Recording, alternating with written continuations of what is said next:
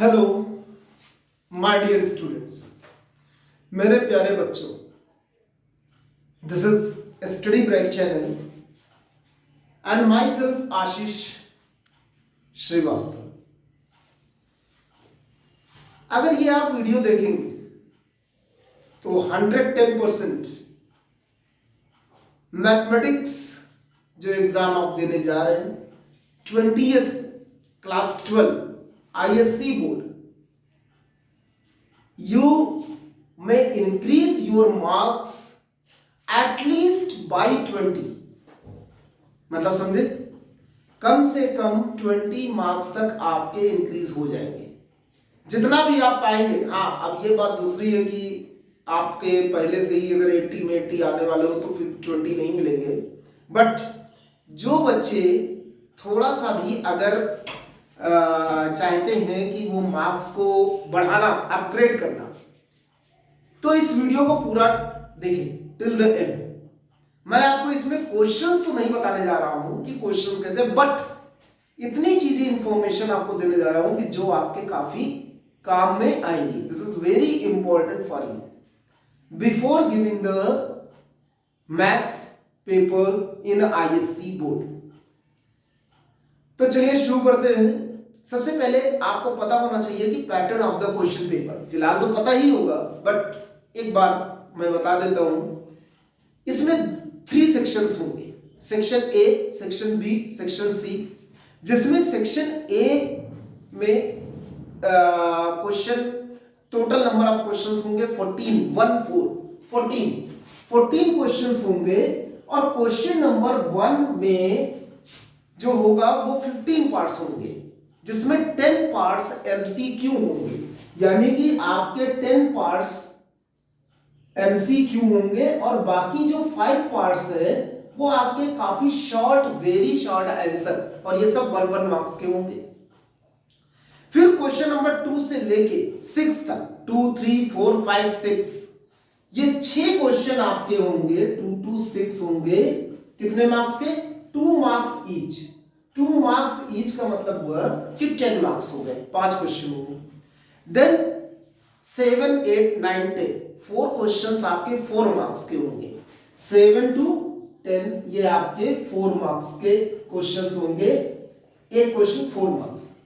फिर आपके 11 से लेके 14, 11, 12, 13, 14 ये आपके क्वेश्चंस होंगे, 6 मार्क्स क्वेश्चंस होंगे। ठीक है, ये थोड़े से लंबे क्वेश्चन होते हैं, जो आपके 2 मार्क्स तक होते हैं, थोड़े छोटे क्वेश्चंस होते हैं अकॉर्डिंग टू मार्क्स। ठीक है, और फिर आता है section B and section C। ये सेक्शन A है। Section B and section C में any one you have to opt, कोई एक सेक्शन आप अटेम्प्ट करना है। ये नहीं है कि आपने दोनों सेक्शन अटेम्प्ट किए। कोई भी स्ट्रीम का बच्चा कोई भी सेक्शन ऑप्ट कर सकता है। जैसे आपने साइंस ले रखा है, मतलब फिजिक्स केमिस्ट्री, तो भी आप सेक्शन C अटेम्प्ट कर सकते हैं। एक्चुअली क्या होता है कि सेक्शन B में वेक्टर, 3D और आपका एप्लीकेशन ऑफ इंटीग्रेशन है, और सेक्शन C में आपका कॉमर्शियल, यानी related to the commercial pattern, economics type से क्वेश्चंस होंगे, जिसमें लीनियर प्रोग्रामिंग होगी, रिग्रेशन लाइन होगी, और एक सबसे पहला चैप्टर है the application of differential in economics, तो वो आपका पार्ट होगा। तो बच्चे क्या करते हैं, कॉमर्स लेने वाले बच्चे जो मैथमेटिक्स लेते हैं वो सेक्शन अटेम्प्ट करते हैं, सेक्शन C, और साइंस वाले बच्चे सेक्शन B अटेम्प्ट करते हैं। बट कोई भी स्टूडेंट कोई भी सेक्शन अटेम्प्ट कर सकता है। Section A is compulsory for both stream, कोई भी स्ट्रीम हो, सेक्शन A तो कंपलसरी है। ठीक है, इसीलिए ये कहा जाता है। और सेक्शन B में या C में 15 मार्क्स के क्वेश्चन टोटल होते हैं, जिसमें क्वेश्चन नंबर 15 जो होगा वो 5 पार्ट्स होंगे। इन दिस 2 MCQs और 3 ऐसे वेरी शॉर्ट आंसर, एक ही प्रॉब्लम। उसके बाद क्वेश्चन नंबर 16 होगा आपका, क्वेश्चन नंबर 16 2 मार्क्स का होगा, और क्वेश्चन नंबर 17 एंड 18 4 मार्क्स के होंगे। ठीक है, तो इस तरह से आप, ये पैटर्न है, पेपर पैटर्न है। 3 आवर्स मिलेंगे। First 15 minutes you have to you have to read the question paper, and then 3 hours you have to write the answers. Clear? ये समझ में आ गया होगा, आप इसको एक बार फिर से समझ सकते हैं। तो एक बार वीडियो और ओपन करके बढ़िया से रिवाइंड करके तब आप देख सकते हैं।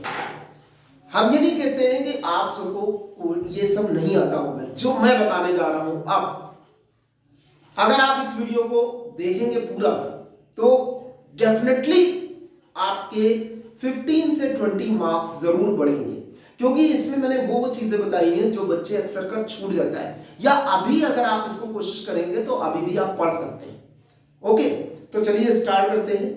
आज मैं चैप्टर 1 पढ़ा। चैप्टर 1 क्या है? Relations and functions. ठीक है, चैप्टर 1 वॉल्यूम 1 में है, आपके बुक में है, 2 वॉल्यूम की बुक है, या कोई पब्लिशर आपका एक ही वॉल्यूम देते हैं। तो chapter 1, but chapter 1 is relation and function. Relation and function में आपको सबसे पहले क्या पढ़ना है, ये आप देखिएगा, types of relations. Types of relations, ठीक है। उसमें आपका कौन कौन से टाइप्स होते हैं?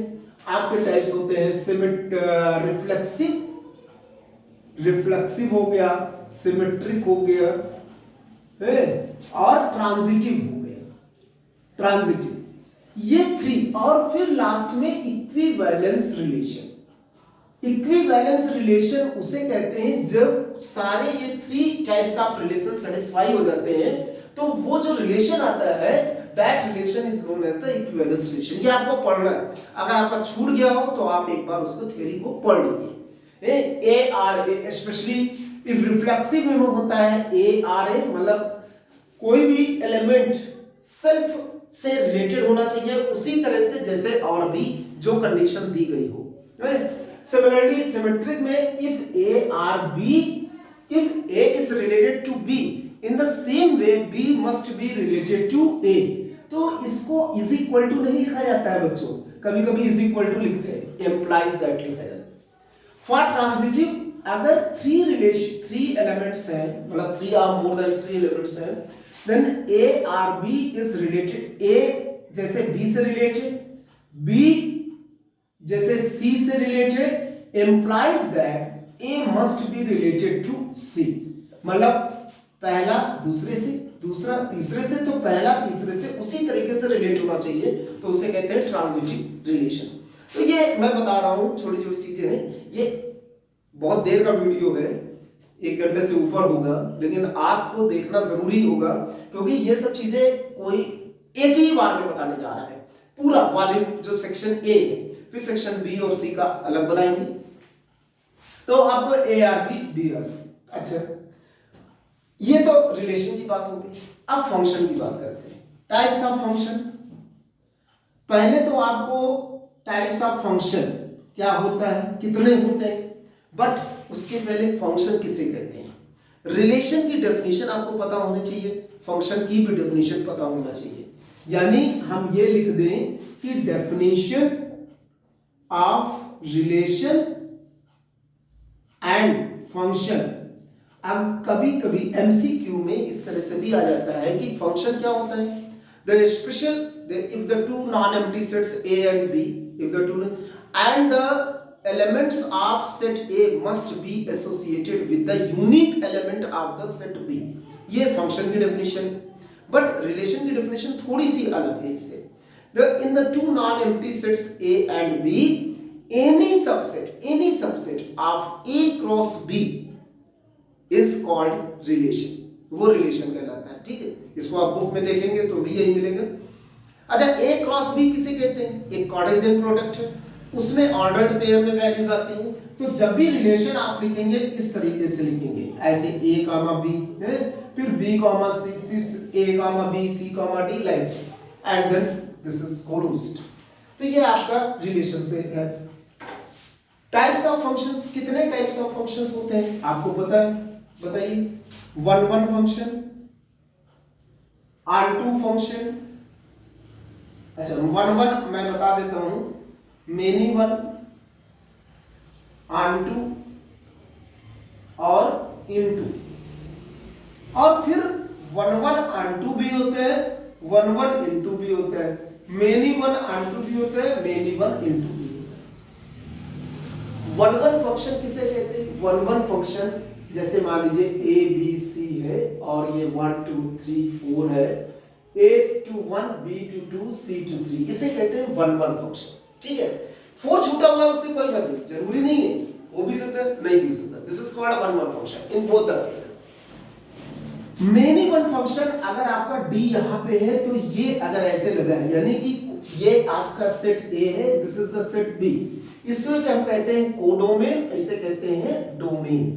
अगर सारे डोमेन इससे रिलेट है तो भी फंक्शन होता है, बट साथ में कंडीशन क्या है कि ये जो है इसकी प्री इमेज दो हो सकती है बट इमेज दो नहीं हो सकती किसी भी। जैसे मान लीजिए A से अगर हम इधर भी निकाल दें तो this is not a function, फिर ये एक फंक्शन नहीं है।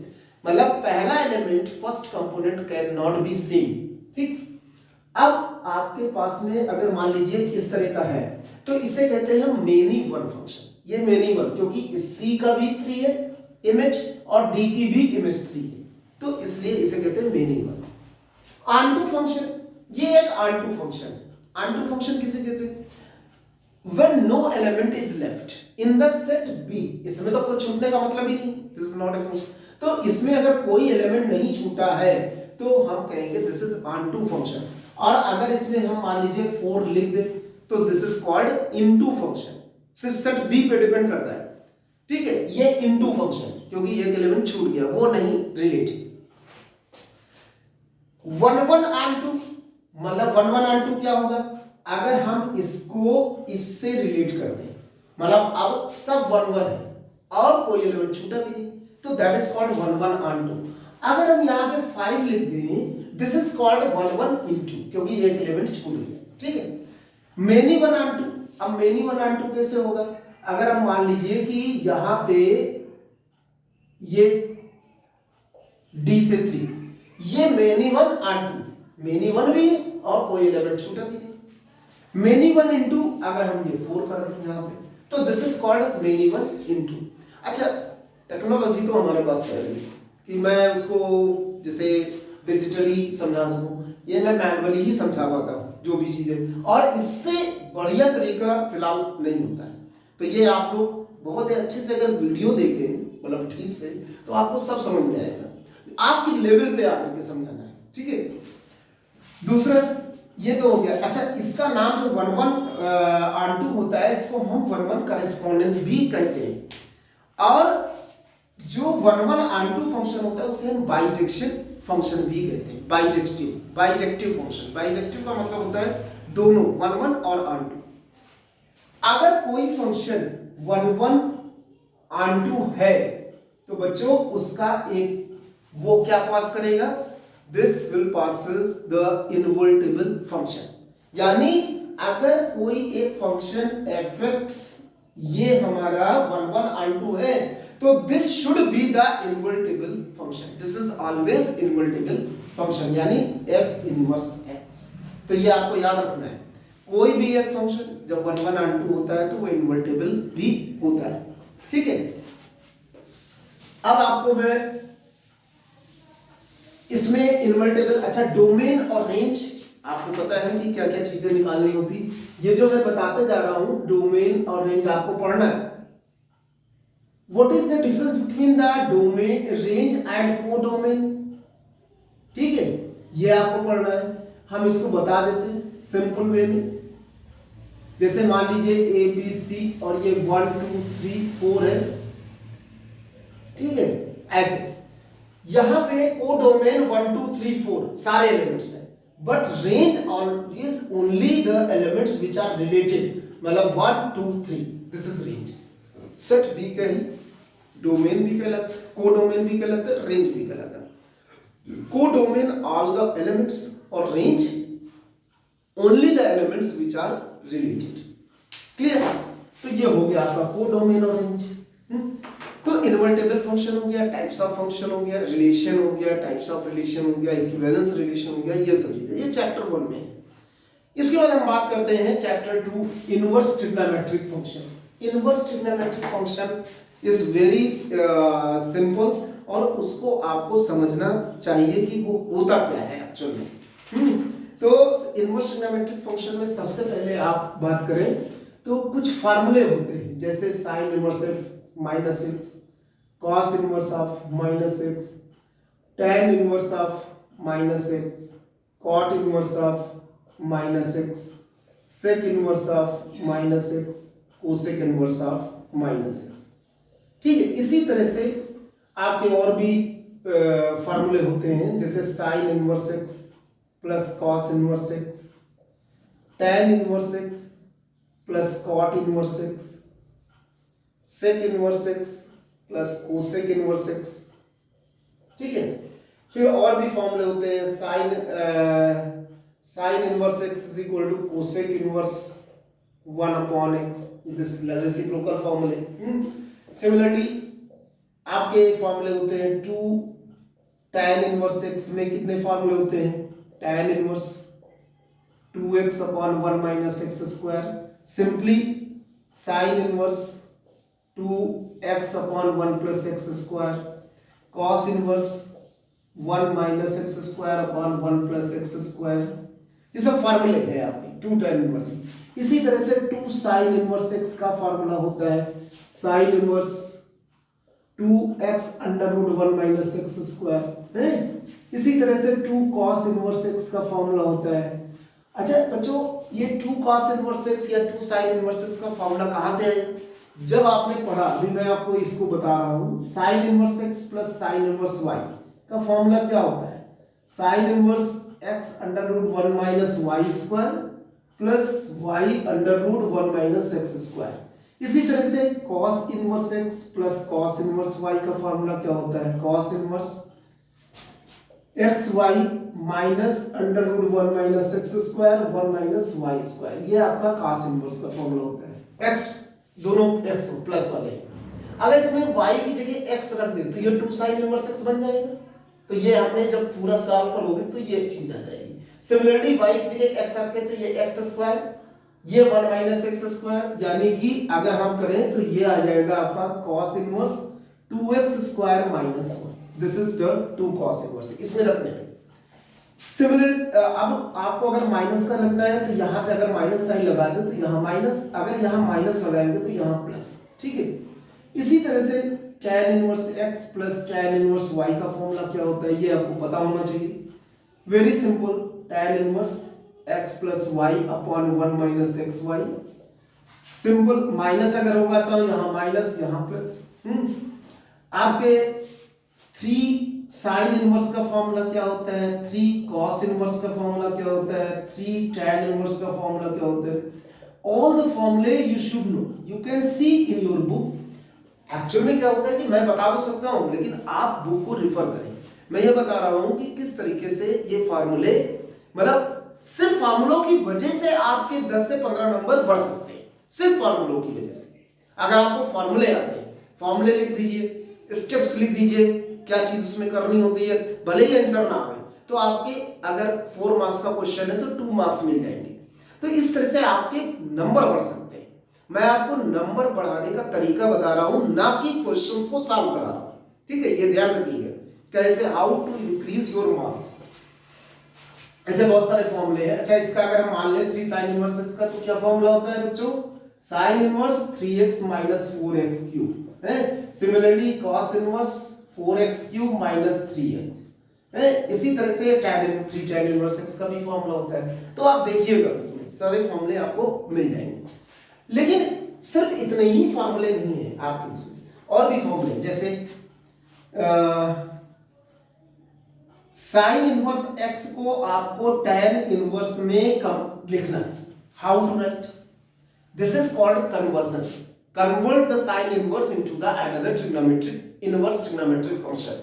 कैसे कन्वर्ट करते हैं, मैं इसको तरीका बता रहा हूं, किसी भी उसमें आप यूज कर सकते हैं। जो भी इनवर्स ट्रिग्नोमेट्रिक फंक्शन दिया जिसको कन्वर्ट करना है उसको आप थीटा मान लीजिए, x is equal to sine theta हो गया, देन 1/1 हो गया, ये आपका ट्रायंगल हो गया है, थीटा हो गया, x हो गया, 1 हो गया, by using the perpendicular upon hypotenuse. Then this is the under root 1 minus x square. अब आपको tan इनवर्स निकालना है, तो what is tan theta in this case, x upon under root 1 minus x square. तो tan inverse theta is equal to x upon under root 1 minus x square. Simple way से, याद नहीं करना है, learn नहीं करना है। This is called conversion, very important topic here.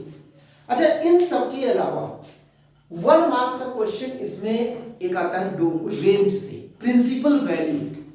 Her inverse trigonometric function की प्रिंसिपल वैल्यू होती है जिसे हम रेंज कहते हैं। यानी जैसे साइन की होती है -π/2 से π/2 क्लोज ब्रैकेट, इसी तरह से tan इनवर्स x की होती है आपकी ओपन ब्रैकेट -π/2 से π/2। इसी तरह cos इनवर्स x की होती है आपकी क्लोज ब्रैकेट 0 to π है। फिर cot इनवर्स x की होती है 0 to π ओपन ब्रैकेट। इस तरह sec इनवर्स x की भी होती है, cosec इनवर्स x की भी। तो रेंज जरूरी है। रेंज का मतलब होता है या प्रिंसिपल वैल्यू का मतलब होता है कि द आंसर, अगर कभी जैसे मान लीजिए यहां पे दिया गया है आपका साइन इनवर्स -1/2, अब साइन इनवर्स -1/2 दे रखा है, तो आप इसमें इसको निकालिए। पहले फार्मूला कौन सा अप्लाई करेंगे, ये वाला फार्मूला अप्लाई करेंगे, माइनस वाला। साइन इनवर्स ऑफ -6 होता है sine inverse minus sine inverse x। अब 1/2 साइन में कब होता है, दैट इज π/6, तो π/6। अब आपको ये पता करना है इट बिलोंग्स टू -π/2 टू π/2 और नॉट। इसमें बिलोंग कर रहा है कि नहीं, ये बिलोंग कर रहा है, इसलिए ये आंसर है। अगर ये -π/2 से इधर होता है यानी लेफ्ट साइड बियॉन्ड एट π/2 से मोर होता है, तो we have to convert in between -π/2 से π/2, तभी आपका आंसर आएगा। मल्टीपल चॉइस में इस तरह के क्वेश्चंस आ जाते हैं, तो आप इसको ध्यान रखिएगा, प्रिंसिपल वैल्यू जरूर मालूम होनी चाहिए। अच्छा, आपका यहाँ पे जैसे साइन इनवर्स, ये 3 में आपका जनरली क्या होता है कि माइनस बाहर निकल आएगा, minus sine inverse x minus tan inverse x minus cos, और इन 3 में आपका ये जो आपके 3 है, इसमें क्या होगा कि pi minus cos inverse x होगा। इसी तरह pi minus cot inverse x, pi minus sec inverse x। तो ये आपको फार्मूले डायरेक्टली आप यूज कर सकते हैं। तो ये तो रहे इनवर्स। अच्छा, इसमें सबसे ज्यादा आप ध्यान दीजिएगा tan इनवर्स वाले फार्मूले, क्योंकि उससे रिलेटेड क्वेश्चन ज्यादा आते हैं कि find the value of x। अगर कोई एक इक्वेशन दी गई है tan inverse x + 2x - 2 plus tan inverse something is equal to something, तो you can use the formula of tan inverse x + tan inverse y, और प्लस माइनस y वाला formula use कर सकते हैं। इसको भी यूज कर सकते हैं अगर इस तरह से रिलेटेड हुआ। तो इसमें क्वेश्चंस आते हैं बड़े ही सिंपल आते हैं, जस्ट बेस्ड ऑन फार्मूले। इसलिए मैं बार बार कह रहा हूं, आपके 10 से 15, 15 से 20 मार्क्स बढ़ सकते हैं only if you learn, if you right in the answer sheet the फार्मूले। अगर फार्मूले आप लिखते हैं तो आपको नंबर मिलेंगे, ठीक है। तो ये आप ध्यान रखिएगा। ये तो रही आपकी इनवर्स। अब थर्ड चैप्टर आपका मैट्रिक्स है। Matrix is very simple. Matrix में क्या क्या चीजें आपको पता है। मैट्रिक्स में एडिशन, सबट्रैक्शन जो सबको पता है, मल्टीप्लिकेशन है और डिवीजन। अब आपने वर्ड सुना डिवीजन, क्या डिवीजन मैट्रिक्स में है? यस, अब 12th में, बट 10th में नहीं था। डिवीजन होता क्या है? Division is the inverse of the matrix, ठीक है।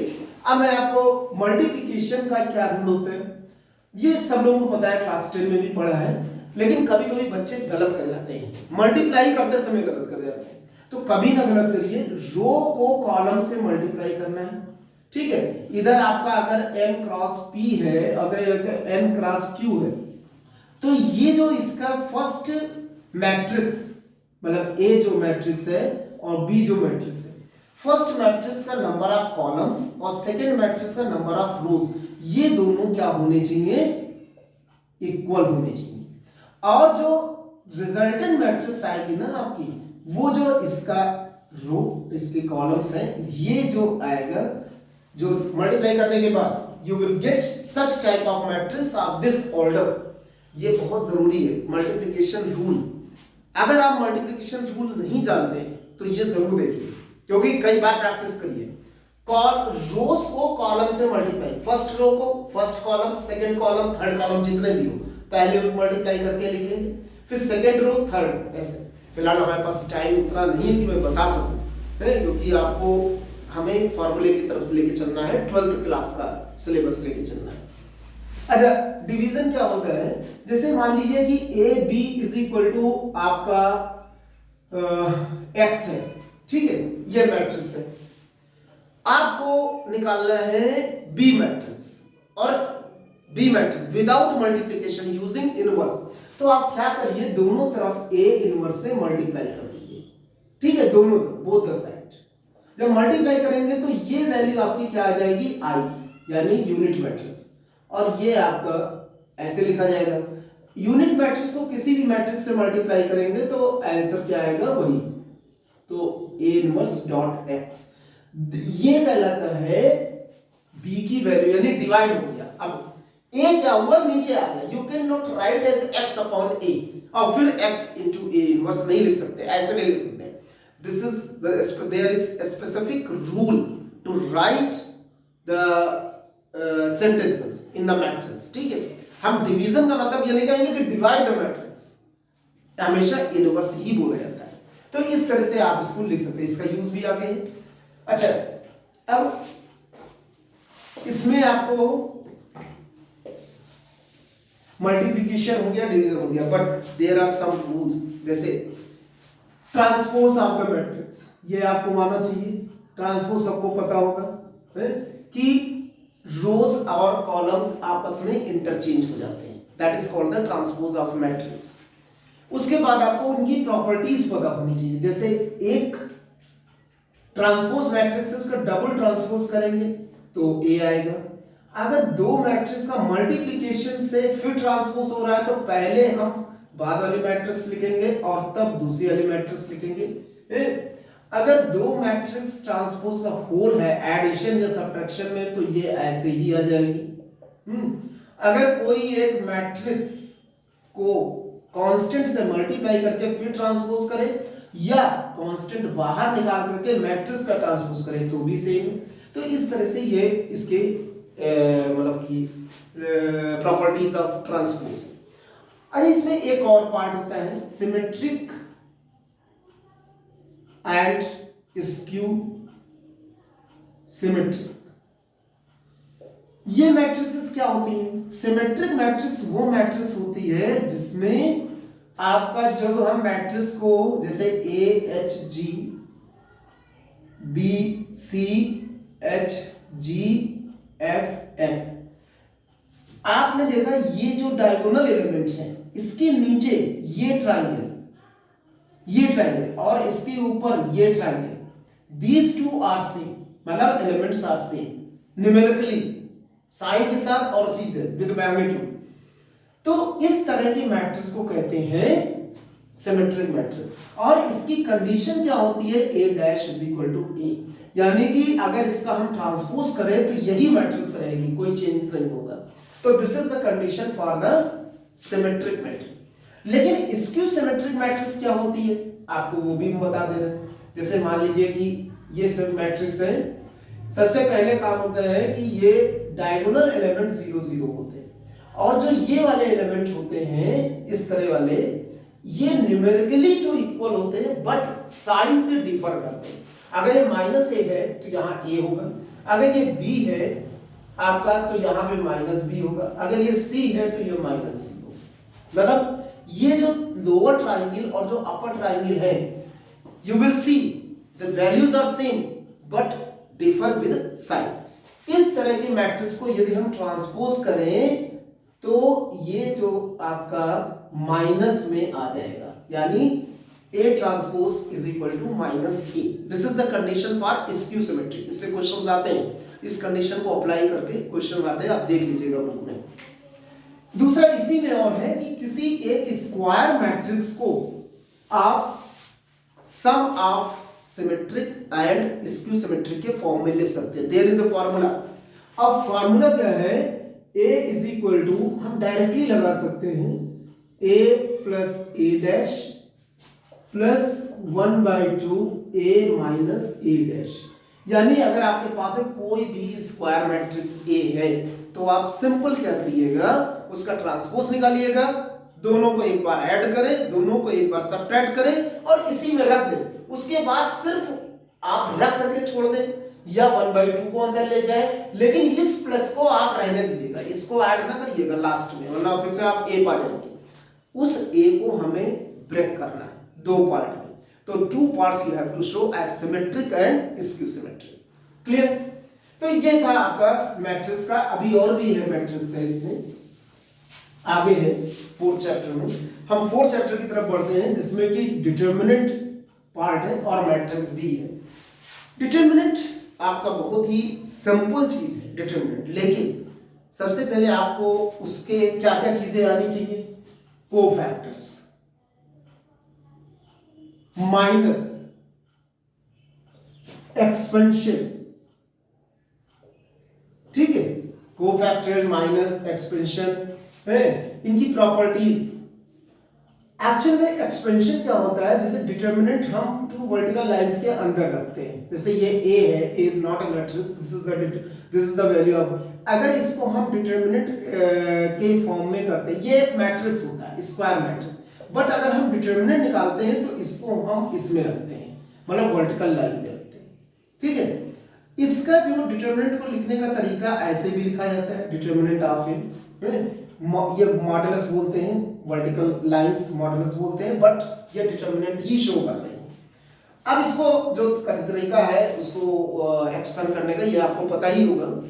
इसको आप देखिएगा, कोफैक्टर्स अगर स्क्वायर मैट्रिक्स ही होती है, जो भी डिटर्मिनेंट होता है वो हमेशा एक स्क्वायर मैट्रिक्स होती है। 2x2 हो गई, 3x3 हो गई, 4x4 हो गया, but in your course 2x2 and 3x3। इस 3x3 के डिटर्मिनेंट को अगर सॉल्व करना है और कोफैक्टर्स निकालने हैं, तो आप कोफैक्टर्स के 9 एलिमेंट जो होंगे वो आपको निकालना है। एलिमेंट्स आपको स्मॉल लेटर से लिखे जाते हैं इसके अंदर, ठीक है, A21, A22, A23, A31, A32, A33, और ये जो आपके एलिमेंट्स हो गए इनके कोफैक्टर्स को हम लिखते हैं कैपिटल में, A13, A21, A22, A23, इसी तरह A31, A32, A33, इसको बोलते हैं, ये क्या है? कोफैक्टर्स ऑफ ए। ठीक, निकालने का तरीका आपको पता होगा। अगर कोई भी डिटर्मिनेंट दिया गया, उसको हम एक्सपेंड करें, एक फार्मूला लिखा होगी, इस फार्मूले से क्या ये वैल्यू निकल सकती है? यस। कौन सा फार्मूला है? अगर हम इसके एक एलिमेंट और इसका कोफैक्टर निकाल दें जो कि ये है, इन दोनों को मल्टीप्लाई करें, इसको और इसको मल्टीप्लाई करें, इसको और इसको मल्टीप्लाई करके ऐड करें, then you will get the value of the determinant like this.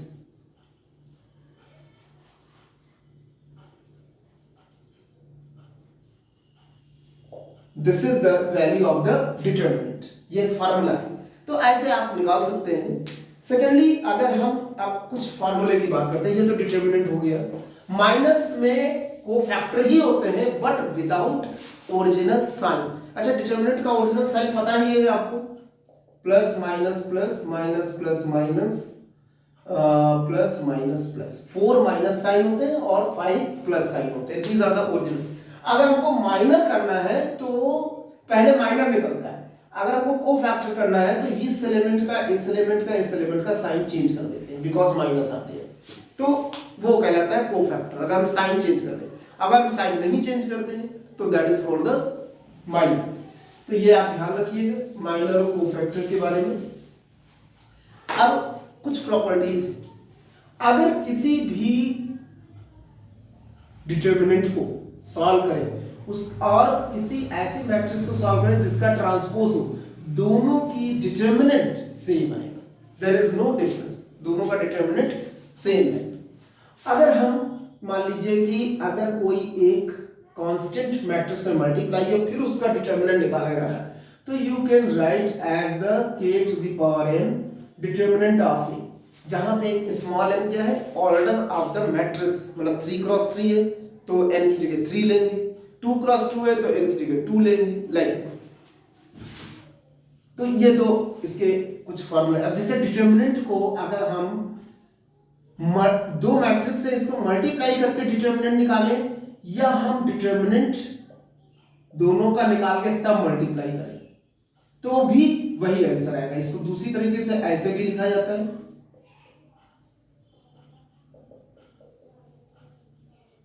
Like this है, ये दोनों सेम चीज है, डिटर्मिनेंट। फिर आपके बात आती है एडजॉइंट क्या चीज होती है। एडजॉइंट, एडजॉइंट अगर हम डिटर्मिनेंट में निकालते हैं एडजॉइंट ऑफ ए, एक्चुअल में क्या होता है कि डिटर्मिनेंट चैप्टर में जरूर दिया गया है, but this is the part of the matrix. Adjoint A matrix का पार्ट होता है, किसी एक मैट्रिक्स है स्क्वायर मैट्रिक्स, उसका एडजॉइंट तब निकलता है जब हम इसके कोफैक्टर्स का ट्रांसपोज ले लेते हैं। मतलब ए का कोफैक्टर निकाला, उसके बाद उसका ट्रांसपोज किया, तो उसे कहते हैं एडजॉइंट। अगर हमने इसी का डिटर्मिनेंट निकाल लिया और एडजॉइंट भी पता है, तो जानते हैं क्या निकल आएगा, ए इनवर्स निकल आएगा, क्योंकि इसका फार्मूला होता है adjoint A upon determinant of A. This is the. लेकिन अब इसमें आपको ध्यान देने की बात, ए इनवर्स कब एग्जिस्ट करेगा? सिंपल, जब determinant of A is not equal to 0। क्योंकि अगर 0 होगा तो क्या हो जाएगा, इन्फिनिटी हो जाएगा, नॉट डिफाइंड। तो इसलिए हमेशा तभी एग्जिस्ट करेगा जब ये नॉट इक्वल टू 0 होगा। अच्छा, अगर नॉट इक्वल टू 0 होता है तो इस टाइप के मैट्रिक्स को क्या कहते हैं? क्योंकि ए तो एक मैट्रिक्स है, इस टाइप की मैट्रिक्स को कहते हैं non singular. If not equal to 0, और सिंगुलर कब कहेंगे? जब ये 0 के बराबर होगा। हमेशा ध्यान रखें, कभी कभी वर्ड से आ जाते हैं सिंगुलर नॉन सिंगुलर किसे कहते हैं, तो आपको पता होना चाहिए कि सिंगुलर किसे कहते हैं, नॉन सिंगुलर किसे कहते हैं। ठीक है। दूसरा, अगर हमारे पास में ए इनवर्स है, तो इसी तरह से अगर हम कोई भी दो मैट्रिक्स है मल्टीप्लाई कर रहे हैं और उसका इनवर्स निकाल रहे हैं, तो इससे बेटर है कि हम इसको पहले इनवर्स एक मैट्रिक्स का निकालें, फिर दूसरी मैट्रिक्स से, उसके बाद multiply, both are the same. ये मैट्रिक्स इनवर्स का वो है फार्मूला हम कह सकते हैं, प्रॉपर्टी कह सकते हैं। इसी तरह से अगर हमारे पास में a की पावर m 2 3 कुछ भी है, जैसे मान लीजिए a की पावर m है, फिर उसके बाद इनवर्स है, तो पहले इनवर्स निकाल लें, फिर हम उसको पावर m कर दें, that is also the same thing. इसी तरह से अगर आपके पास में एडजॉइंट ट्रांसपोज ऑफ मैट्रिक्स का इनवर्स निकालें या इनवर्स का ट्रांसपोज करें, in both the case they are same. मतलब कि ये ट्रांसपोज ऑफ, मान लीजिए ट्रांसपोज ऑफ मैट्रिक्स है और ये आपका ट्रांसपोज ऑफ मैट्रिक्स है। ठीक है। इसी तरह से अगर आपके पास में एडजॉइंट ए का मॉडुलस निकालना है विदाउट कैलकुलेटिंग एडजॉइंट ए, तो आप इसको निकाल सकते हैं एडजॉइंट ए जो मॉडुलस होगा, मतलब इसका मॉडुलस निकालना है, तो इसका डिटर्मिनेंट आप ये निकालिए और पावर n-1 कर दीजिए। ठीक है। दूसरा, एक अगर आपके पास में a डॉट एडजॉइंट ए है, a डॉट एडजॉइंट, इसको आपको निकालना है, इसका डिटर्मिनेंट नहीं है ये, a डॉट एडजॉइंट है विदाउट कैलकुलेटिंग एडजॉइंट है, तो आप इसको कर सकते हैं a mod a और in, मतलब समझे, इसका डिटर्मिनेंट निकालिए, किसी मतलब मैट्रिक्स का डिटर्मिनेंट निकाल के यूनिट मैट्रिक्स से मल्टीप्लाई कर दीजिए, that you will gate a dot adjoint A. अब a डॉट एडजॉइंट a हो या एडजॉइंट a डॉट a हो, both the cases you will get the same answer, mod a i। ठीक है। ये आपका मैट्रिक्स देगा और ये आपका स्केलर देगा। इसके बाद तो ए इनवर्स और ये इस तरह से कुछ प्रॉपर्टीज हैं।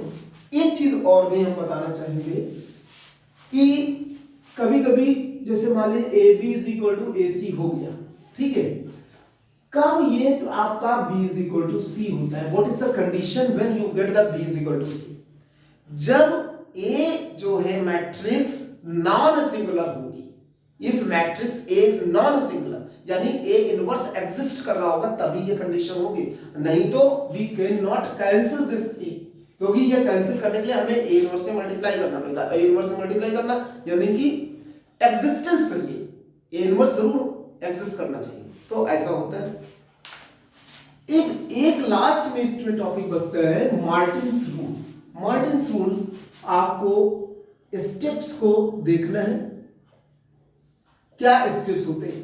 मार्टिन्स रूल का मतलब होता है जिसमें 3 इक्वेशंस दी जाएंगी, उन 3 इक्वेशंस को सॉल्व करना है एक्स वाई जेड के लिए, लेकिन इनके स्टेप्स होते हैं। तो सबसे पहले स्टेप होता है you will let the one matrix A as the coefficients of x y and z, let the matrix B as the constant term given in the equation which are in the right hand side। जो right hand, देखिए एक हम equation आपको बता देते हैं is equal to D1. इस तरह से 3 इक्वेशन लिखी गई होंगी जिसमें a1 b1 c1 इसमें पहली रो में लिखिएगा, a2 b2 c2 a3 और d1 d2 d3 नीचे इसमें जाएगा। एंड एक मैट्रिक्स आपको और लेट करनी पड़ेगी जिसको हम कहते हैं x, जो वेरिएबल यूज हुआ है x y से। तो इस तरह से ये आप मैट्रिक्स सिलेक्ट कर सकते हैं, ठीक है। अब आपके पास में इन मैट्रिक्स को लेट करने के बाद आपको करना क्या होता है, सबसे पहले डिटर्मिनेंट ऑफ ए निकालना है। Find determinant of A, this can not be zero, तभी ए इनवर्स एग्जिस्ट करेगा। अब उसके बाद में आपको और क्या निकालना होता है, x is equal to A inverse dot B. ये फार्मूला अप्लाई करना है। इस फॉर्मूले को अप्लाई करने के लिए b तो पता है, a इनवर्स निकालना है, तो a inverse means adjoint a निकालना है। डिटरमिनेंट निकल ही चुका है, तो adjoint a upon mod a into b and then you will get the answer. x y z की वैल्यूज निकल आएंगी। This is called Martin's rule या मैट्रिक्स मैपिंग, ठीक है। तो ये तो है आपका डिटरमिनेंट चैप्टर 4। चैप्टर 5 में आपके पास में कई सारे फार्मूले डिफरेंशिएशन के तो आई है, उसके पहले continuity, differentiability. Continuity and differentiability. Continuity आपको चेक करने का तरीका आना चाहिए। Left hand limit is equal to right hand limit is equal to x tending to a। ये बहुत ही सिंपल चीज होती है जिसे क्लास 11 में भी एक बार बताया गया होगा और क्लास 12 में, ठीक है। बट डिफरेंशिएबिलिटी कैसे चेक करेंगे, देयर इज अ फार्मूला। अगर आपके पास में कोई फंक्शन है fx है और ये दे रखा है, इसे कुछ दे रखा है, at x is equal to c पे आपको चेक करना है, तो ये फार्मूला आप लगाएंगे f dash x is equal to limit h tending to 0 fx plus h minus fx whole upon h, और यहाँ पे माइनस साइन। ये माइनस साइन शो करेगा कि you are taking the left hand derivative. This is the formula for left hand derivative. And right hand derivative का formula क्या होगा, only little change that is h tending to 0 plus, और बाकी वही चीज रहेगी, आपको यही चीज लिखनी है। ये जो मैं लिख रहा हूं मतलब f डैश x है दोनों के केस में, fx प्लस h कहां से आएगा, इसमें आप x की जगह पे ये c लेंगे, h रहेगा, h को नहीं चेंज करना है, h टेंडिंग टू 0 है। c प्लस h जब हम प्लस साइन लें तो यहाँ पे आपके दो पार्ट आएंगे, एक x इज ग्रेटर देन और इक्वल टू 0, एक x इज लेस देन 0, ऐसे कुछ आएगा। या लेस देन c हम ये कर सकते हैं, ये c। ग्रेटर देन में 0 प्लस वाले में आप इस फंक्शन को लीजिएगा, और लेस देन वाले में यानी 0 माइनस वाले में ये फंक्शन लीजिएगा, और उसमें वैल्यू रख करके तब आपको निकालना है। Both should be same. अगर दोनों की वैल्यू सेम है तो वो फंक्शन डिफरेंशिएबल है, नहीं तो नहीं है। फिलहाल फंक्शन डिफरेंशिएबिलिटी के लिए बहुत सारी चीजें, कंटिन्यूटी होनी चाहिए, कंटिन्यूअस फंक्शन होना चाहिए। अगर क्वेश्चन में आता है चेक द डिफरेंशिएबिलिटी, तो आपको कंटिन्यूटी नहीं चेक करनी, डायरेक्टली आप इसमें आ सकते हैं, मतलब LHD और RHD। हर कंटिन्यूअस फंक्शन डिफरेंशिएबल होता है कि नहीं ये भी नहीं जरूरी है, but her differentiable function continuous जरूर होगा, ठीक है। This is the property. सारे कंटिन्यूअस फंक्शन डिफरेंशिएबल नहीं होते हैं, जरूरी नहीं, क्योंकि ये अलग अलग हो सकते हैं। लेकिन अगर ये दोनों सेम है तो वो फंक्शन जरूर कंटिन्यूअस रहा होगा। ठीक, तो ये मान के चलते हैं। अब कंटिन्यूटी चेक करने के लिए LHL left hand limit is equal to right hand limit is equal to x tending to a ये करेंगे। अब आपको हम अगर डिफरेंशिएशन की बात लें तो फार्मूले हैं, उन फार्मूलों को आप जरूर देखिएगा, जैसे d by dx of x to the power n, d by dx of, बहुत सारे हैं जो कि छोटे फार्मूले भी हैं, बड़े फार्मूले भी हैं, चेन रूल भी है, जैसे साइन x भी है, cos x भी है, tan x भी है। अब इसमें कितने आपको आते हैं जरा देख लीजिएगा, sec x का भी है, cosec x का भी है, cot x का भी है, इसी तरह से sin इनवर्स x का भी है, cos इनवर्स x का भी है, tan इनवर्स x का भी है, cot inverse x, sec inverse x, cosec inverse x। इसी तरह से e की पावर x का है, a की पावर x का है, log x बेस e का है, log x बेस a का है। फिर आपका चेन रूल है, चेन रूल वेरी इंपॉर्टेंट है, इन सबका डिफरेंशिएशन आपको देखना है। ठीक, और आपका पैरामेट्रिक फंक्शन है, पैरामेट्रिक फंक्शन जैसे ये होता है x is equal to a cos theta, y is equal to b sin theta.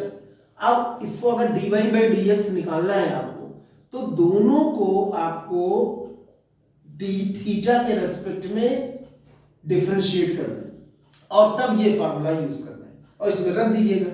लेकिन होता क्या है कि इसका जैसे इस वाले में आप करें, अगर मान लीजिए तो ये minus b by a cot theta आएगा अगर आप इसको करें सिंपलीफाई पूरा। अगर कभी कोई क्वेश्चन आता है d2y सेकंड डिफरेंशिएशन निकालना, तो इसी को हमें डिफरेंशिएट करना पड़ता है, और जब इसको डिफरेंशिएट करते हैं तो माइनस b by a, फिर इसको डिफरेंशिएट करेंगे। लेकिन बच्चे अक्सर कर भूल जाते हैं कि थीटा भी एक फंक्शन था पैरामीटर, तो उसको भी डिफरेंशिएट करना है, बच्चे ये भूल जाते हैं और वहां पे ये गलत हो जाता है। तो आपको इतना और भी लिखना है, इसे कहते हैं कंटिन्यू चेन रूल, ये कंटिन्यूटी है। इस माइनस प्लस उसके बाद ये जो वैल्यू आपने इधर निकाली होगी इसको आपको रखना है। ठीक, ये तो हुआ आपका और भी और कोई फंक्शन तो हमारे ख्याल से सेकंड ऑर्डर डेरिवेटिव हो ही गया। कोई भी क्वेश्चन हो सकता है, इम्प्लिसिट फंक्शन, एक्सप्लिसिट फंक्शन, इस तरह के डिफरेंशिएशन है, ये सब सारे आपके आएंगे डिफरेंशिएशन में। ये डिफरेंशिएशन जरूरी है, डिफरेंशिएशन बहुत इंपॉर्टेंट रोल प्ले करता है आपका। तो ये 5th चैप्टर में ये आपके इतने सारे हैं। लेकिन आपका 7th चैप्टर जो है 6th है इन कोर्स में, एल हॉपिटल रूल, उसको करने का कोई मतलब नहीं। जो 7th चैप्टर है उसमें आपको कौन कौन से हैं, derivative of derivative as rate, derivative of a function as rate, ऐसे कुछ करके तो इसमें रेट एज मेजर, और इसमें आपको मतलब कि क्वेश्चंस प्रॉब्लम बेस्ड क्वेश्चंस होंगी जिसको आपको पढ़ना है, इक्वेशन बनानी है, उसके बाद उसको सॉल्व करना है। फिर आपकी टेंजेंट एंड नॉर्मल आ जाएगा, tangent and normal, tangent and normal में इक्वेशन ऑफ टेंजेंट है, इक्वेशंस है, फिर उसका स्लोप ऑफ है, स्लोप ऑफ टेंजेंट और स्लोप ऑफ नॉर्मल, ये आपका है। Slope of tangent, slope of normal, सबसे ज्यादा बच्चे गलत करते हैं स्लोप ऑफ नॉर्मल। एक्चुअल में स्लोप ऑफ टेंजेंट किसी भी इक्वेशन है, कर्व है ये, तो dy by dx is called the slope of tangent, और स्लोप ऑफ नॉर्मल क्या होगा, -1 upon dy by dx, इसको याद रखिएगा, ये स्लोप ऑफ नॉर्मल है। ठीक, इसकी इक्वेशन पॉइंट निकालना, how to find the point, find the point on the curve, है ना, इस तरह क्वेश्चंस भी आते हैं, या इक्वेशन ऑफ टेंजेंट, या slope of tangent, slope of normal, equation of normal, इस तरह से क्वेश्चंस भी आते हैं। तो इसको आपको देख लेना है। इसके बाद इसी में है आपका इंक्रीजिंग फंक्शन, डिक्रीजिंग फंक्शन। तो इंक्रीजिंग फंक्शन और डिक्रीजिंग फंक्शन में क्या होता है बच्चों, एफ डैश एक्स अगर कोई फंक्शन है तो आप पहले डिफरेंशिएट करेंगे, अगर वो ग्रेटर देन जीरो है तो इसे कहते हैं increasing, equal to zero, increasing function. अगर इक्वल साइन नहीं है, आपको कंफर्म पता है कि this is the value will not get zero, you will not get zero, तो फिर कहेंगे दिस इज स्ट्रिक्टली इंक्रीजिंग। एक इंक्रीजिंग जिसमें जीरो लगा हो सकता है, जीरो जिसमें नहीं लगा है यानी जीरो के इक्वल नहीं आएगा, वो स्ट्रिक्टली इंक्रीजिंग होगा। सिमिलरली डिक्रीजिंग फंक्शन में less than or equal to zero या स्ट्रिक्टली डिक्रीजिंग में लेस देन जीरो। तो इसमें इंटरवल निकालने के लिए आ सकता है, इसमें शो करने के लिए आ सकता है, तो ये आपको देख लेना है। फिर है आपका मैक्सिमम मिनिमम। मैक्सिमम मिनिमम क्या है कि कोई भी एक फंक्शन है, इसके स्टेप है करने के लिए, वो आपको समझना है कि कैसे करें। y equal to F X अगर है आपके पास में, तो सबसे पहले आपको इक्वेशंस फ्रेम करनी है। अब वर्ड प्रॉब्लम होगी, उस वर्ड प्रॉब्लम में इक्वेशन फ्रेम करनी है। इक्वेशन कैसे फ्रेम करेंगे? जैसे मान लीजिए कि आपको इक्वेशन बनानी है, तो क्वेश्चन को पढ़ा और उसके बाद में उसमें दो इक्वेशन बनेगी, एक गिवन बनेगी और एक मैक्सिमा या मिनिमा को दिखाते हुए बनेगी। ठीक है, लीस्ट कह सकते हैं, मिनिमम कह सकते हैं, मैक्सिमम कह सकते हैं। तो in that case you have to use the two equation, पहले गिवन आएगी फिर उसके बाद मैक्सिमम। तो इस गिवन इक्वेशन को यूज करते हुए जो इस इक्वेशन को एक वेरिएबल में चेंज भी करना होता है। तो जैसे मान लीजिए कि यहाँ पे अगर कोई एक इक्वेशन आई x plus Y equal to 20 और इसका प्रोडक्ट मैक्सिमम दिखाना है, तो इस वाले y की वैल्यू यहाँ पे आपको रखनी है x इंटू 20 माइनस एक्स, और तब आपको डिफरेंशिएट करना है। The maximum minimum equation must be change into the one variable, और उसके बाद में डिफरेंशिएट करना है। फिर उसका टर्निंग पॉइंट निकालना है जीरो करके। फिर उसके बाद में आपको मैक्सिमम मिनिमम चेक करने के लिए d2p/dx² आपको देना है कि ये अगर ये वैल्यू लेस देन जीरो है तो ये कहेंगे मैक्सिमम है एट किस पॉइंट पे, जो ये x निकला होगा टर्निंग पॉइंट पे, और अगर ग्रेटर देन जीरो है तो ये इस पॉइंट पे मिनिमम होगा। तो आपको ये देखना है कि मैक्सिमम कब है, अगर ग्रेटर देन जीरो है तो मिनिमम है, अगर लेस देन जीरो है तो मैक्सिमम है। इज इक्वल टू जीरो होता है तो वो पॉइंट ऑफ इन्फ्लेक्शन होता है, लेकिन ये अभी नहीं है आपके सिलेबस में, इसलिए इसको ध्यान देने की जरूरत नहीं। ठीक है, तो ये आपका मैक्सिमम मिनिमम है। तो ये अगर आप यूज कर रहे हो अविचल पब्लिकेशन की ML बाय ML अग्रवाल, तो वॉल्यूम 1 में टिल चैप्टर 7 है। उसके बाद वॉल्यूम 2 है जिसमें इंटीग्रेशन होगा, डिफरेंशियल इक्वेशन होगा और आपका प्रोबेबिलिटी होगी। मतलब 8, 9, 10 जो चैप्टर्स होंगे वो आपके कौन से चैप्टर्स होंगे? सेक्शन ए के ही हैं, बट ये इंटीग्रेशन है, डिफरेंशियल है और एप्लीकेशन ऑफ प्रोबेबिलिटी है। तो इन चैप्टर्स को आपको पढ़ना है। सबसे ज्यादा जो प्रॉब्लमेटिक चैप्टर होता है वो है इंटीग्रेशन। इंटीग्रेशन को करने के लिए आपको सारे फॉर्मूले अच्छे से आने चाहिए, उनके तरीके आने चाहिए, टाइप कि कैसे वो सॉल्व होते हैं। हम कुछ फॉर्मूले लिख रहे हैं इंटीग्रेशन के। इंटीग्रेशन का साइन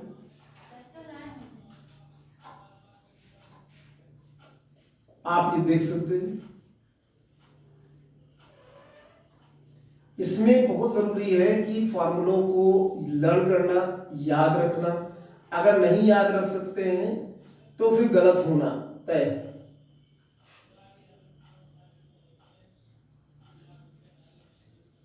अच्छा, ये इंटीग्रेशन एक ऐसा चैप्टर है कि हम इसमें अपनी तरफ से कोई भी फॉर्मूले बना नहीं सकते। ठीक है, जैसे कोई कहे कि साइन स्क्वायर एक्स का इंटीग्रेशन करें, तो साइन स्क्वायर एक्स का फार्मूला नहीं है, तो आपको चेन रूल भी नहीं होता है इंटीग्रेशन में। तो सबसे पहले आपको साइन स्क्वायर एक्स को चेंज करना है सिंगल मतलब फार्मूले के फॉर्म में 1 minus cos 2x/2 and then you will integrate. तो इसमें बहुत सारे फॉर्मूले नहीं है, चेन रूल नहीं है, तो जिसके कारण दिक्कत होती है। अब आप इसमें देखिएगा कि कितने फॉर्मूले आपको याद नहीं है, तो उसे जरूर लर्न करें। देखिए हम इतने सारे फॉर्मूले लिखे दे रहे हैं कि आप, अच्छा, लॉग एक्स लॉगरिथमिक फंक्शन और क्या कहते हैं वो आपका इनवर्स फंक्शन, इन दोनों का इंटीग्रेशन ऐसे नहीं होता है, वो बाई पार्ट से होता है जिसमें प्रोडक्ट रूल यूज करते हैं। तो मैं बता रहा हूं, अभी पहले ये फॉर्मूले लिख रहा हूं। अच्छा, अब आपके पास में ये कुछ और भी हैं, इनको करने का तरीका आपको आना चाहिए और सबके फॉर्मूले पता होने चाहिए। अगर नहीं पता है तो आप इसको जरूर याद करें।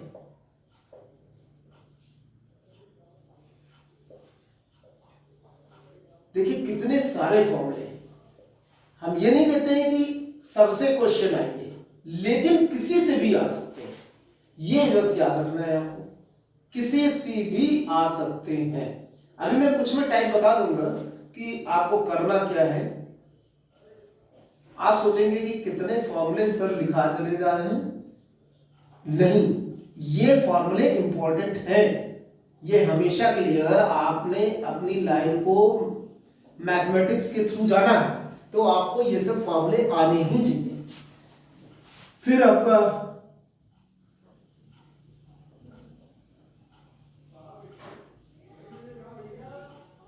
देखिए कितने फॉर्मूले हैं, ठीक है। अब मैं dx नहीं लिख रहा हूं सबके साथ में, बट dx आप मान लीजिए कि dx है। यहां पे ए बी जो लिख रहे हैं ये सब इंटीजर हो सकते हैं, फ्रैक्शन रियल नंबर हो सकते हैं, ठीक है।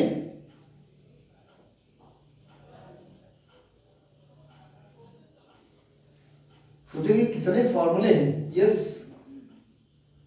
बहुत फॉर्मूले हैं।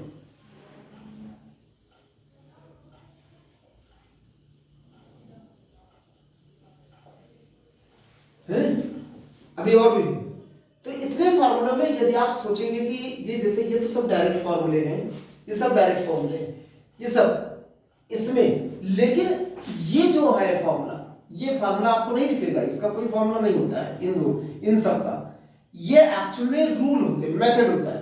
इसको आप परफेक्ट स्क्वायर में चेंज करेंगे तो इन तीन में से किसी एक में चेंज हो जाएगा, इसको आप परफेक्ट स्क्वायर में चेंज करेंगे तो इन तीन में से किसी एक में चेंज हो जाएगा। इसको आपको क्या करना है कि इसका जो डिफरेंशिएशन होगा, you have to convert this numerator into the differentiation of this. 2ax plus b है तो किसी भी तरीके से इसको 2ax प्लस b के फॉर्म में बनाना पड़ेगा, ठीक है। इसी तरह इसको भी इसका डिफरेंशिएशन जो होगा वही डिफरेंशिएशन इसको आपको चेंज करना है। होता क्या है कि जब आप उसको पढ़ेंगे और इसमें दूसरा मेथड भी लिखा होगा, लेकिन डिफरेंशिएशन वाला मेथड इजी है, एक बार आप देख लीजिएगा। तो सबसे पहले इसको आपको चेंज करना पड़ेगा, इसमें दो पार्ट हो जाएंगे, और दो पार्ट हो जाएंगे तो एक आपका बिल्कुल सिंपल हो जाएगा और एक आपका इस तरीके से में से किसी एक में आ जाएगा। इसका फॉर्मूला थोड़ा लंबा होता है, यूजिंग द फॉर्मूले ऑफ दिस वन, तो इसको आप देखिएगा, इसके फॉर्मूले भी है। इसमें प्रोसीजर क्या है, इन तीन में प्रोसीजर है, sin x को लेट करेंगे 2 tan x by 2 upon 1 plus tan square x by 2, और cos x को लेट करेंगे tan 1 minus tan square x by 2 upon 1 plus tan square x by 2। तो जब आपको यूज करेंगे तो आप तब सॉल्व करिए तो फिर आ जाएगा। अगर आप इसको मेथड देखें, मैं रिवाइज करा रहा हूं कि अगर आप भूल चुके हो कि ये फॉर्मूले, तो एक बार इसको बुक में जरूर देख लीजिए। इसको आपको numerator is equal to a into denominator plus b into D by D X, आप डिनोमिनेटर करके a कैपिटल B की वैल्यू निकालनी है, उसके बाद डिनोमिनेटर से डिवाइड करना है, इससे यानी डिवाइड करना है, देन यू इंटीग्रेट, है इसका मेथड है इसी तरीके से। तो ये सब चीजें आपको देखनी है, ठीक है। कितने फॉर्मूले आते हैं कितने नहीं आते ये आपको। अब आपका बचता है इसमें पार्शियल फ्रैक्शन भी है। पार्शियल फ्रैक्शन आप कुछ इस तरीके से पढ़ लीजिएगा, एक ये पार्ट है और एक इस तरीके से पढ़ लीजिएगा, एक लीनियर फैक्टर्स के बारे में और लीनियर फैक्टर एंड क्वांटिटी के बारे में। अच्छा, एक और भी बचता है जिसमें x minus a into X minus B का होल स्क्वायर, मतलब रिपीटेड लीनियर फैक्टर भी आप पढ़ लीजिएगा। ये पार्शियल फ्रैक्शन के थ्रू ही स्प्लिट होंगे। अब डेफिनेट इंटीग्रल की बात करते हैं। तो डेफिनेट इंटीग्रल किसे कहते हैं और प्रॉपर्टीज जो यूज होती हैं, इसमें आपकी 7 प्रॉपर्टीज है। सबसे पहली, अच्छा, डेफिनेट इंटीग्रल कुछ इस तरीके से होता है, मान लीजिए ये है और इसको आपको सॉल्व करना है, तो इसको इंटीग्रेट किया, मान लीजिए ये है, और उसके बाद में इसमें लिमिट लगानी है, तो फिर F dash B minus F dash A, ठीक है, ये आपकी लिमिट लगती है आगे। अगर प्रॉपर्टीज की जहां तक बात करते हैं तो प्रॉपर्टीज भी इजी है। पहले आपकी, जैसे मान लीजिए लिमिट को इंटरचेंज करना है, तो b ऊपर नीचे आ जाएगा, a ऊपर एक माइनस साइन आ जाएगा, f डैश x आ जाएगा। दूसरी प्रॉपर्टी a से b है fx dx। इसमें अगर आपकी बात करें तो एक a टू c ब्रेक करते हैं लिमिट्स को, plus c to b fx, ये स्पेशली मॉडुलस फंक्शन में यूज होता है और ग्रेटेस्ट इंटीजर फंक्शन में, मॉडुलस फंक्शन और ग्रेटेस्ट इंटीजर में। सिमिलरली a से b है fx dx है, इसको a से b f a plus b minus x की प्रॉपर्टी होती है। इसको कब हम यूज करते हैं, जब इन लिमिट का सम कुछ अच्छे ऐसी चीज दे रहा हो, फॉर्मूला बना रहा हो, या ऊपर नीचे कोई भी सम ऑफ लिमिट का फंक्शन में यूज हुआ हो, तो उस केस में आप इसको यूज कर सकते हैं। इसी का फॉर्म है 0 to a fx dx। 0 to a fx dx भी इसी तरह से है, बस केवल इसमें b नहीं है, a माइनस x ही है। तो ये सबसे ये इंपॉर्टेंट प्रॉपर्टी है, काफी यूज होती है प्रॉपर्टी। फिर एक आपकी प्रॉपर्टी आती है माइनस a टू a। ये क्या कहलाती है, इवन ऑड फंक्शन। हमको सिर्फ x की जगह पे माइनस x रखना होता है। यदि ये fx के बराबर आ जाए, x की जगह माइनस x रखने पे, तो ये जो i है आपका, ये i चेंज हो जाएगा to 0 to a fx dx। लेकिन ये कम आता है, आता क्या है कि अगर आपका f of minus x minus F x के बराबर आ जाए, तो i की वैल्यू 0 हो जाती है, ठीक है। तो आंसर 0 काफी केसेस में आता है, ऑब्जेक्टिव में भी आ सकता है, तो आप ये चेक कर लीजिएगा। इसे कहते हैं ऑड फंक्शन और इसे कहते हैं इवन फंक्शन। इवन फंक्शन के केस में ये अप्लाई होगा इस क्वेश्चन में, और ऑड फंक्शन के केस में इसी क्वेश्चन में आंसर सीधे 0 आ जाएगा। तो अगर एक नंबर का क्वेश्चन होगा तो समझ लीजिए ये ऑड फंक्शन ही होगा। सिमिलरली एक और इसमें है जिसमें 0 आता है, 0 to 2a fx dx। ये तब 0 आता है जब f of 2a minus X is equal to minus F X होता है। अगर हमने जैसे मान लीजिए जहां पे कुछ भी लिखा हुआ हो, तो उसको माइनस एक्स करें और हमारा ये सब ना चेंज हो, फंक्शन ना चेंज हो, सिर्फ माइनस साइन बाहर आ जाए, तो आंसर हमारा क्या आ जाएगा, सीधे 0। तो ये प्रॉपर्टीज है डेफिनेट इंटीग्रल की, जिसमें कि आपको देखना है कि कैसे यूज होती है। अगर आप कॉपी में देखें तो बहुत अच्छा रहेगा। अब इसमें डिफरेंशियल इक्वेशन बचता है। डिफरेंशियल इक्वेशन में क्या क्या चीजें होती हैं, सबसे पहले होती है डिग्री ऑर्डर, फिर types of differential equations. Degree order का मतलब क्या होता है, सबसे पहले ऑर्डर चेक करते हैं। ऑर्डर का मतलब होता है कि कितनी बार कोई डिफरेंशियल, अच्छा डिफरेंशियल इक्वेशन किसे कहते हैं, जैसे इस टाइप की equation dy by dx plus px is equal to q, इस टाइप की इक्वेशन को कहते हैं डिफरेंशियल इक्वेशन, यानी कि डेरिवेटिव जरूर प्रेजेंट होना चाहिए। अब भले ही वो फर्स्ट ऑर्डर हो, सेकंड ऑर्डर हो, थर्ड ऑर्डर हो, डेरिवेटिव जरूर होना चाहिए।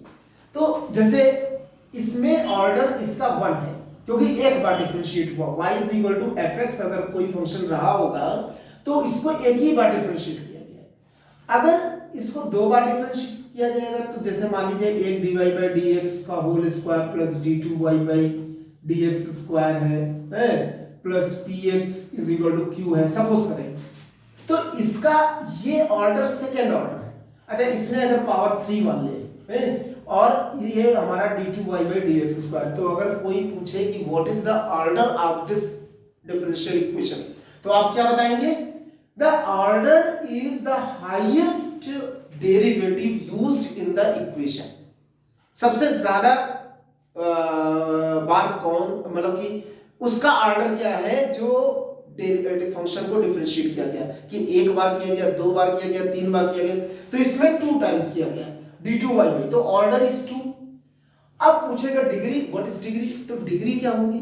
Degree is 1। क्यों? The power of highest order derivative is called degree.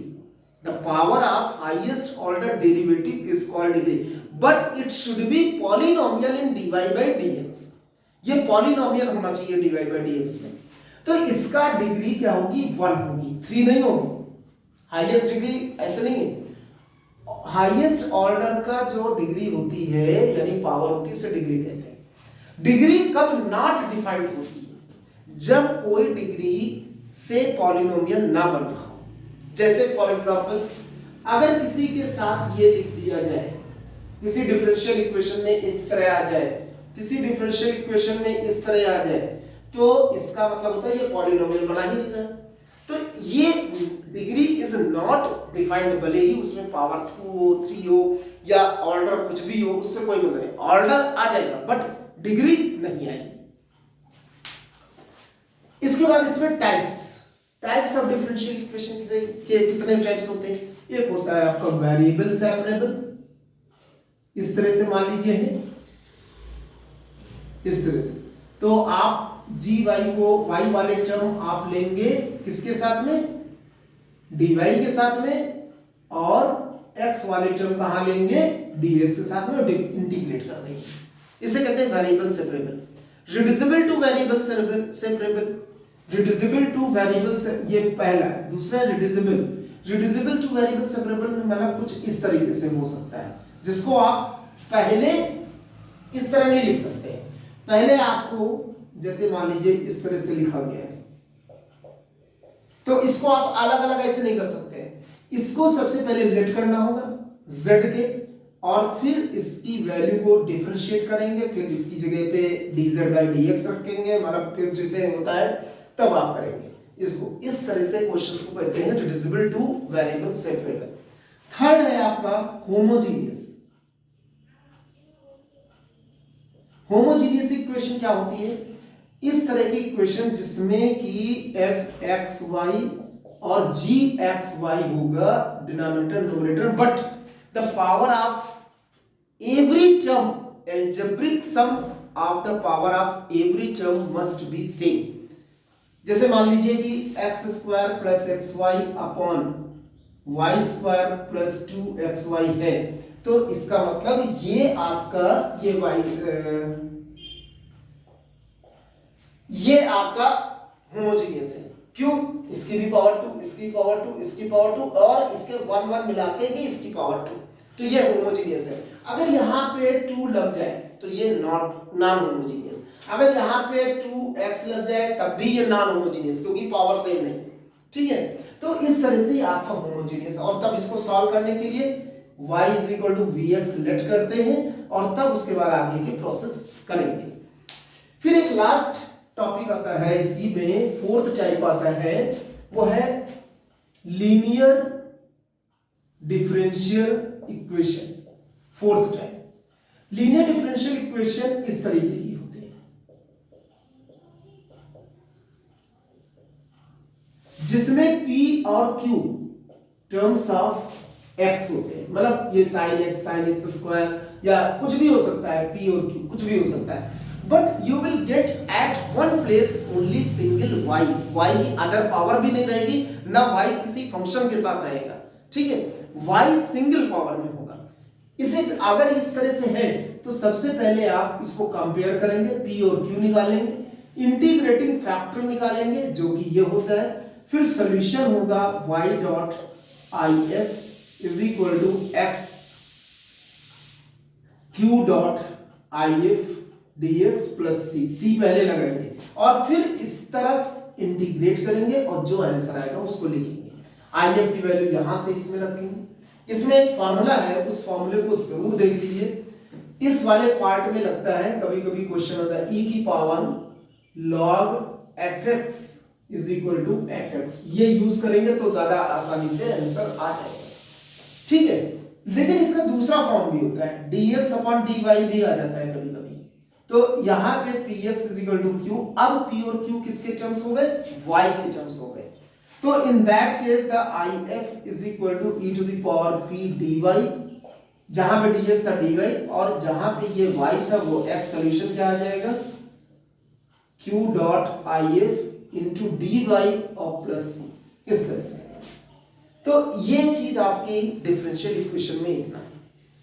अब आपके लास्ट चैप्टर की बात करते हैं, जो कि आपका है कौन सा चैप्टर, प्रोबेबिलिटी।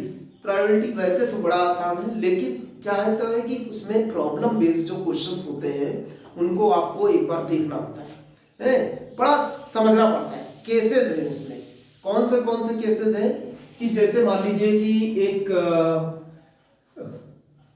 प्रोबेबिलिटी का formula number of favourable outcomes upon total number of outcomes, ये तो कॉन्सेप्ट हर जगह पे चलेगा। लॉज है आपके P A union B is equal to P A plus P B minus P A intersection B.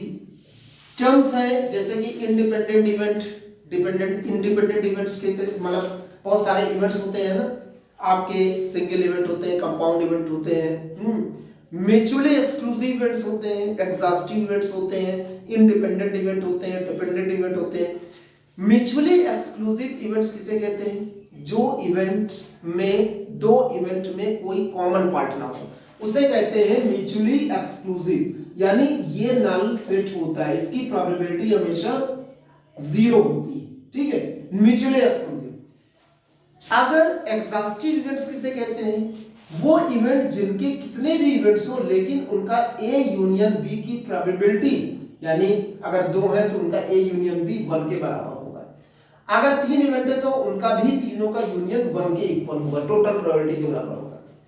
लेकिन अगर पी ए यूनियन बी, अगर वो तुम्हारा आपका म्यूचुअली एक्सक्लूसिव है और एग्जॉस्टिव है ए और बी, तो पी ए यूनियन बी क्या होगा आपका, तो आप लिख सकते हैं P A plus P B, क्योंकि ये पार्ट आपका 0 हो जाएगा, इज इक्वल टू 1, इस तरह से हो जाएगा। अगर 3 है तो plus P C is equal to 1। किस केस में, mutually exclusive and exhaustive. Independent event क्या होते हैं, इंडिपेंडेंट इवेंट होते हैं कि जिनका इंटरसेक्शन की प्रोबेबिलिटी इनके इंडिविजुअल प्रोबेबिलिटी के प्रोडक्ट के बराबर होता है, उसे कहते हैं independent event. Dependent event simple चलता है, कोई दिक्कत नहीं है, लेकिन इसमें एक आता है फिर कुछ थ्योरी, कुछ लॉज और भी हैं। जैसे आपको a माइनस बी निकालना है तो आप P A minus P A intersection B कर दीजिए। अगर आपको P A minus P A intersection B complement करना है तो भी आपको यही करना है, पी ए माइनस बी ही करना है आपको। अगर आपको P A intersection union B complement, A complement union B complement, इसको आप लिख सकते हैं P A intersection B whole complement या P one minus P A intersection B, ऐसे लिख सकते हैं। This is called De Morgan's law. एक और लॉ होता है, मतलब डिमॉर्गन्स लॉ ही है इंटरसेक्शन की तरीके से, तो ये आप लिख सकते हैं या इसको लिख सकते हैं 1 minus P A union B, ठीक है। फिर आपके पास में अगर लॉ ऑफ टोटल प्रोबेबिलिटी होती है, लॉ ऑफ टोटल प्रोबेबिलिटी क्या है, P A is equal to P A E one A oblique E one plus P E two A oblique E two plus P E three A oblique, ये सबका सम। ये E1 E2 E3 क्या events है, जैसे मान लीजिए 3 बैग दिए गए हैं, 3 बैग को रैंडमली चूज करना है, उससे एक बॉल निकालनी है। What is the probability that ball is of the particular colour. तो E1 E2 E3 क्या है, बैग चूज करने की प्रोबेबिलिटी हो जाएगी, और A/E1 का मतलब है कि वो जो पर्टिकुलर कलर है, रेड बॉल मान लीजिए, तो रेड बॉल बैग 1 से आया है, उसकी प्रोबेबिलिटी निकालिए, इन दोनों को मल्टीप्लाई करें। बैग 2 से यानी सेकंड बैग से रेड बॉल आई है, उसकी प्रोबेबिलिटी निकाल लें इसके लिए। इसी के बाद इसे कहते हैं लॉ ऑफ टोटल प्रोबेबिलिटी। अब बेस थ्योरम आता है। बेस थ्योरम क्या है? लॉ ऑफ टोटल प्रोबेबिलिटी में क्या है कि अगर 3 बैग हैं, 3 बैग से अगर अलग अलग है, रैंडमली चूज किए गए हैं, तो व्हाट इज द प्रोबेबिलिटी, मतलब कि इसमें पूछता है व्हाट इज द प्रोबेबिलिटी कि एक बॉल निकाले और उसकी प्रोबेबिलिटी कि रेड कलर हो, इसकी क्या प्रोबेबिलिटी है। लेकिन बेस थ्योरम में क्या होगा, if the 3 bags are there, randomly selected a bag, a ball is drawn and given that it is of red color, वो given हो जाएगा, एक चीज given हो जाएगी, then find the probability it came from the bag 1 या bag 2 या bag 3, किससे आई है। मान लीजिए बैग 1 से कह रहा है, तो आपको इसको बैग 1 मतलब A/E1 की जगह पे ये आपको निकालना है, बैग 1 से रेड कलर आया है, बॉल आई है, तो इसका फार्मूला हो जाएगा, सब कुछ आप लिखेंगे, सिर्फ बैग 1 वाली कंडीशन को टोटल प्रोबेबिलिटी निकालेंगे, जो बैग 1 वाली कंडीशन होगी उसको न्यूमरेटर में रखेंगे और बाकी टोटल से आप इसको डिवाइड कर देंगे,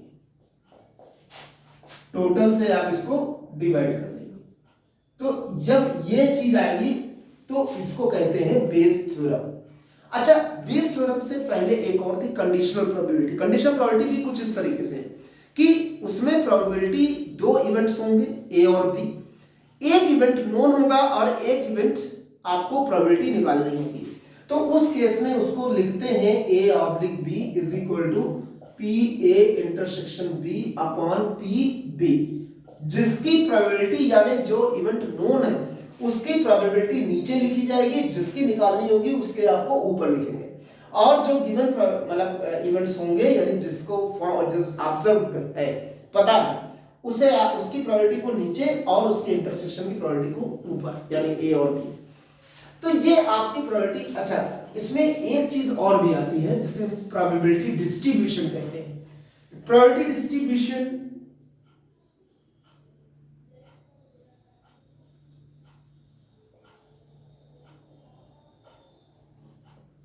इसमें रैंडम वेरिएबल यूज होता है जिसे x से डिनोट करते हैं, और फिर एक टेबल बनाते हैं। इस टेबल में आपको रैंडम वेरिएबल, जैसे मान लीजिए 3 कॉइन्स को टॉस किया जाए, 3 कॉइन्स को टॉस किया जाए साइमल्टेनियसली। अब हमें रैंडम वेरिएबल हेड के लिए निकालना है, तो क्या होगा, रैंडम वेरिएबल मिनिमम से मैक्सिमम वैल्यू उस चीज की होती है जिसके बारे में पूछा जा रहा है। Find the random variable for getting heads. तो इसका मतलब कि हेड क्या तीनों बार में हेड तीनों बार आएगा, जरूरी नहीं है ना, 2 बार भी आ सकता है, 1 बार भी आ सकता है और नहीं भी आ सकता है। तो मिनिमम वैल्यू हमारी आ गई 0 और मैक्सिमम वैल्यू आ गई हमारी 3। तो 0 1 2 3 ये रैंडम वेरिएबल हो गया। इसी कोई हेड ना आवे उसकी आपको प्रोबेबिलिटी निकालनी है, तो यहां पे लिखना है, 1 बार हेड आवे तो यहां पे लिखना है, 2 बार हेड आवे, 3 बार हेड आवे। लेकिन जब ये लिख लेंगे, चार्ट बना लेंगे, this is called probability distribution. और साथ में इसका जो सम होगा यानी सिग्मा px ये हमेशा 1 के इक्वल होगा टोटल प्रोबेबिलिटी के बराबर, इतना याद रखिएगा। इसके बाद इसमें एक और पार्ट आता है मीन। मीन क्या है आपका, जब ये बन जाए चार्ट तो x को px से मल्टीप्लाई कर दे, इसको जो भी आएगा इसका सम अगर करेंगे ये ऐसे, तो इसको कहते हैं मीन ऑफ द इवेंट्स। ये मीन है आपका x into px। और अगर वेरिएंस, एक वेरिएंस वर्ड होता है इसमें, मीन एंड वेरिएंस, फिलहाल स्टैंडर्ड डिविएशन भी होता है लेकिन वो आपके कोर्स में नहीं है, मीन है। तो मीन आप ये निकाल सकते हैं x.pf। तो इतना ही आपके कोर्स में है, आप इस चीज को देखिए। पूरा वीडियो बनाने में 1 आवर से ज्यादा ही लगा है। तो आप देखिएगा इसके बाद सेकंड और थर्ड पार्ट का यानी सेक्शन बी सेक्शन सी का भी बना देंगे, कल तक तो जरूर ही बना देंगे क्योंकि परसों आपका एग्जाम है। क्लियर? तो आप देखिएगा और कम से कम 10 से 15 से 20 नंबर तो जरूर बढ़ेंगे। Thank you so much.